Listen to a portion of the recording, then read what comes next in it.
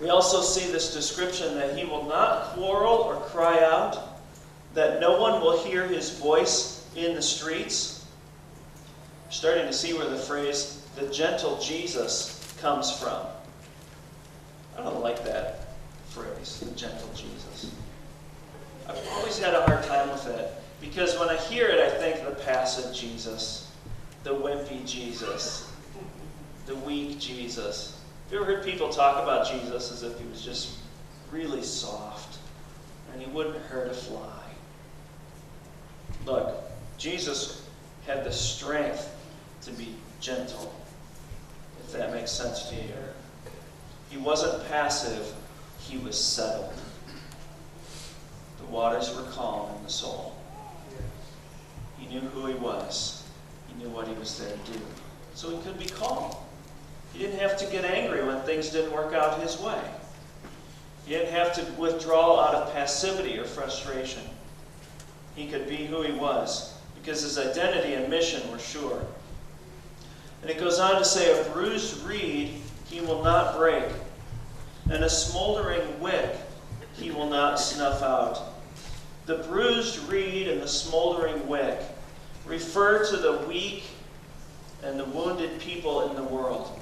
If you picture a reed, like a reed growing by a lake, you can push them out of the way and knock them down and they just come back into place. But if that reed's been bruised, just a little bump and it drops over dead. You can't recover from that.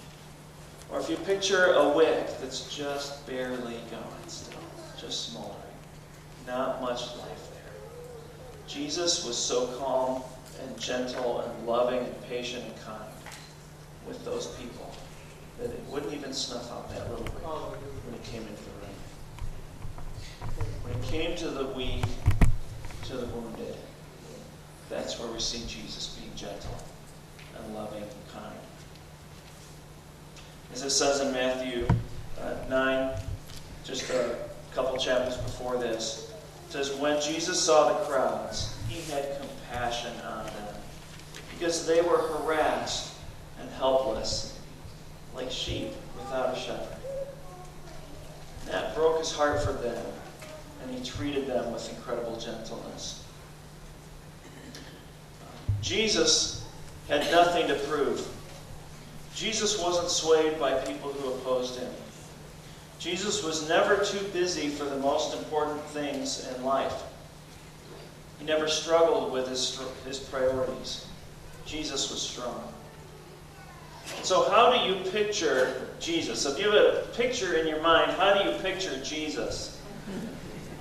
I think a lot of us remember the shows when he would come in and he'd take off his shoes and put on some slippers and he'd change sweaters. I don't know why he changed into a different sweater, but it was just kind of the picture of the guy that never intimidated kids, which is a beautiful thing. But you kind of picture this general sense of weakness about him. I want to give you a different picture of Jesus this morning where the gentleness is flowing out of his strength. It's not hard to find pictures online of our soldiers dressed in their full battle gear with kids. It's beautiful. Jesus' rock solid sense of identity. Do you think these guys ever forgot who they are? They're still wearing their full battle rattle. Do you think these guys ever forgot their mission? No. No. And that's, I think, a beautiful picture of Jesus. Let me tell you a story. There was one time when Jesus took a little child and had him stand among them. And taking him in their arms, Jesus said to them, whoever welcomes one of these little ones welcomes me. And if anyone causes one of these little ones who believe in me to sin, it would be better for him to be thrown into the sea with a large millstone tied around his neck. Imagine that. Jesus is holding a little child while he's threatening people. If you ever hurt a little child, which is really a picture of the weak and wounded people in the world, If you bring harm to one of these, you're in big trouble. Okay? You're in big trouble with Jesus. Because that's where his heart is. He's saying you're going to wish you got thrown into the sea. The millstone around your neck when I'm done with you. If you use your masculinity to be abusive toward other people, or to be harsh, or passive in a sense that doesn't reach out and help those who need you. This one who's embracing a little child has some words to say. And it'd be good for us to listen.